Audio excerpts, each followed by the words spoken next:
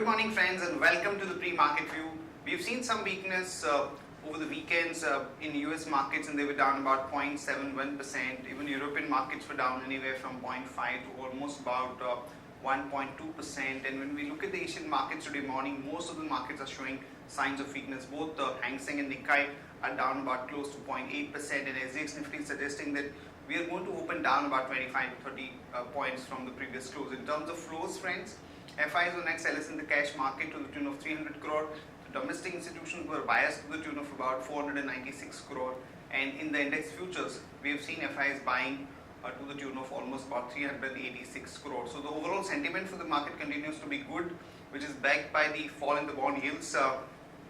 In India, the 10-year bond yields are now below 6.8%, and the overall sentiment is positive.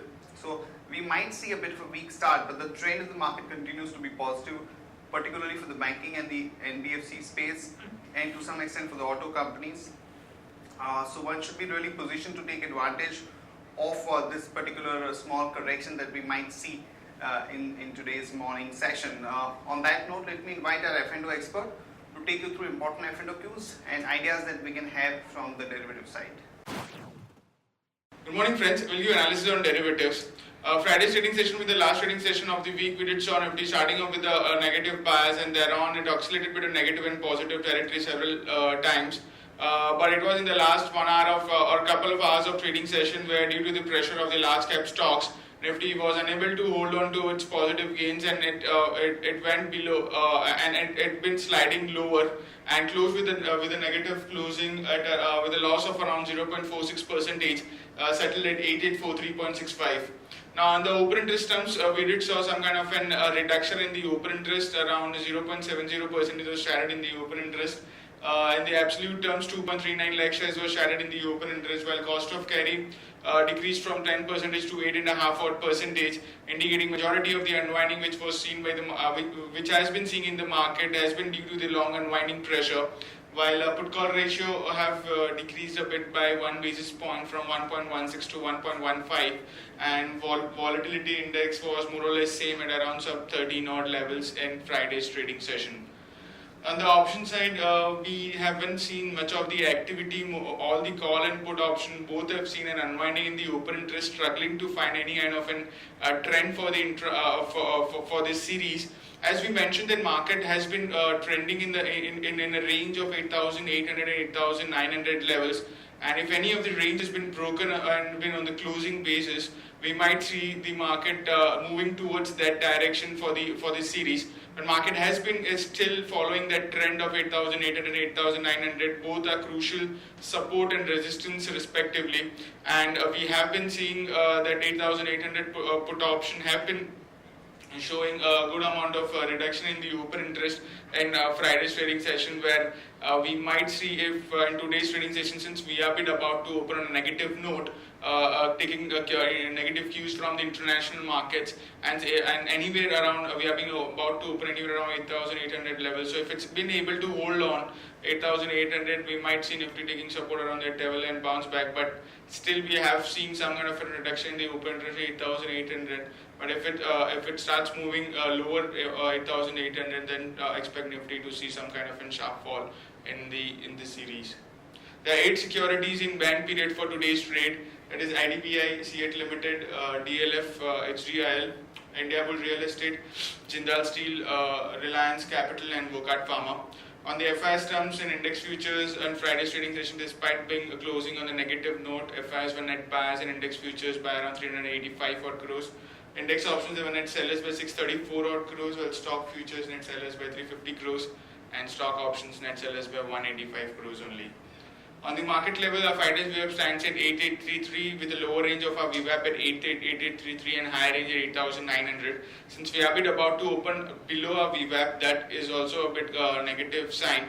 And if market holds below our VWAP for the first hour of trading session, and we can expect then Nifty could trigger 8,800 on the lower side and can see some kind of selling pressure thereon. SGX Nifty is trading lower, it's down by 33 odd points, and as mentioned, it's quoting anywhere around 8,800, indicating some kind of a negative opening can be expected in the morning trade. That's it from derivatives. Thank you.